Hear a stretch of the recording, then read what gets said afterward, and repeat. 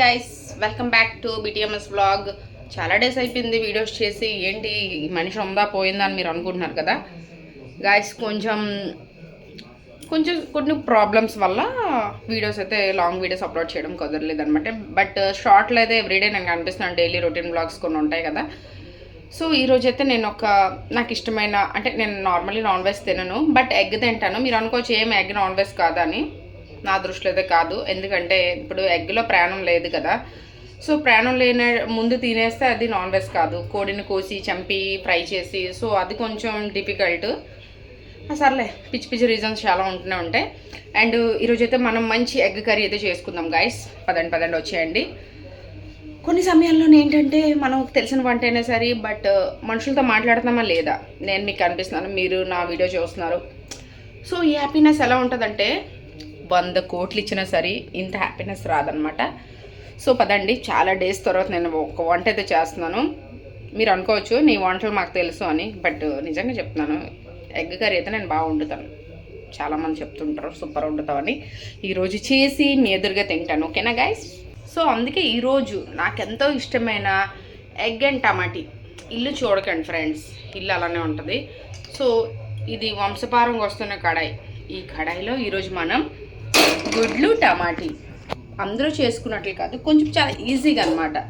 మన ఇంట్లో ఏవీ లేనప్పుడు ఆనియన్స్, టమాటీ, గ్రీన్ చిల్లీ అండ్ గుడ్లు ముఖ్యంగా కావాలి, ఎందుకంటే ఈరోజు మన వంట గుడ్లు కాబట్టి. అండ్ అల్లం వెల్లుల్లి పేస్ట్ ఆల్రెడీ మేము పేస్ట్ చేసి కొంచెం ఉంచుకున్నాం.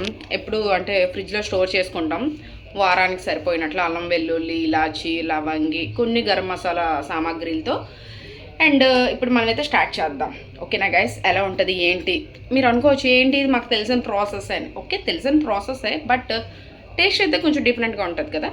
సో ఆ టేస్ట్ని ఈరోజు మనం చూపించబోతున్నాం.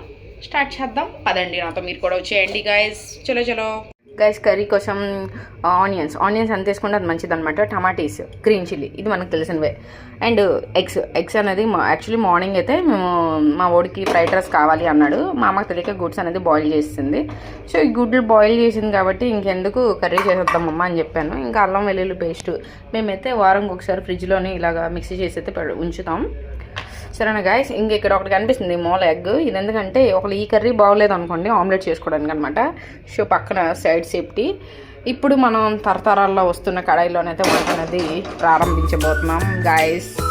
రెడీగా ఉన్నారా గాయస్?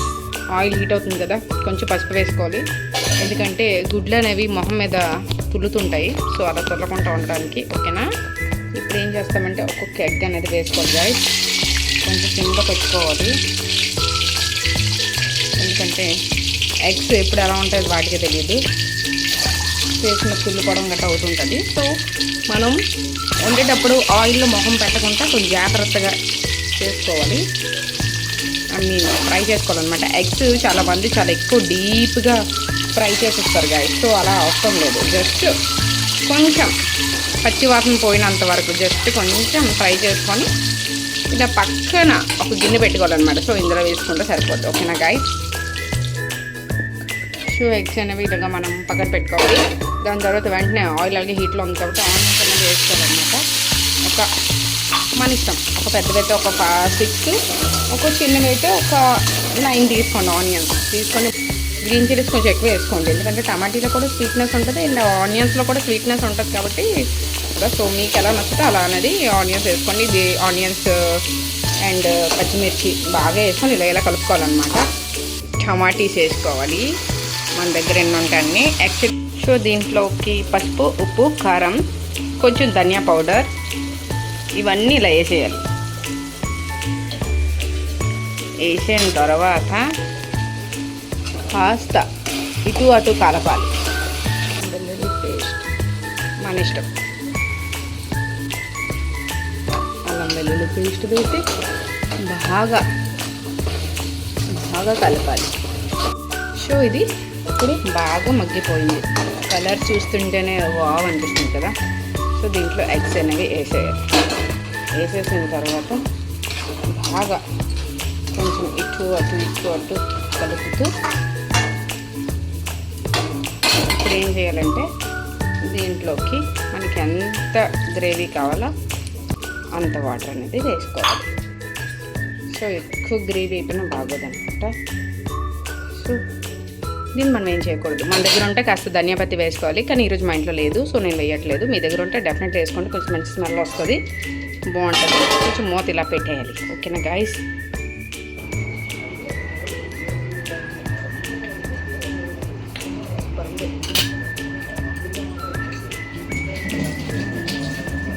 ఎగ్స్ కర్రీ అనేది రెడీ అయిపోయింది గైస్.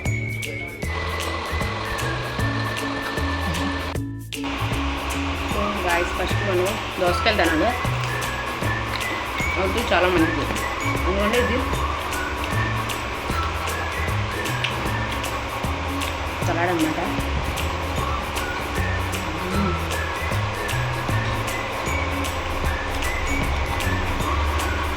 సరిపోయింది గైస్. వేడిగా ఉన్నది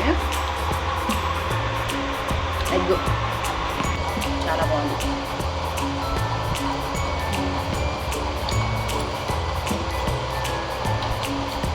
మీరు కూడా ట్రై చేయండి గైస్.